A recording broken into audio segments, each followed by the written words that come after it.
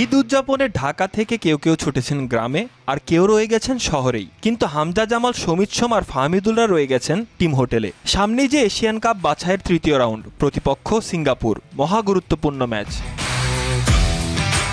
ঈদের দিনটাও যেন হামজা জামালদের জন্য শুধু কঠোর অনুশীলনের না হয়, সেই চেষ্টা করেছে Bangladesh football federation Bafufe. Team হোটেলের প্রতিটি খেলোয়াড়কে উপহার হিসাবে দেওয়া হয়েছে সাদা পাঞ্জাবি। এদিন টিম অফিসিয়ালরা খেলোয়াড়দের সাথে নিয়ে টিম হোটেলের সাথে এক মসজিদে ঈদের নামাজ আদায় করেছেন।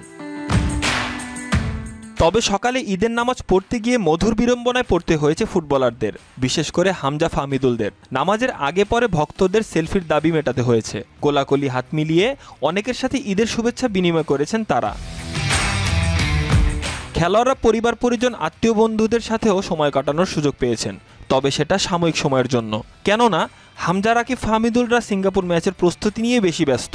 মহাগুরুত্বপূর্ণ এই ম্যাচে খেলতে আগামী মঙ্গলবার মাঠে নামবে বাংলাদেশ। ঈদের উপহার হিসাবে দেশবাসীকে জয় উপহার দিতে চান বাংলাদেশ কোচ কাবরেরা।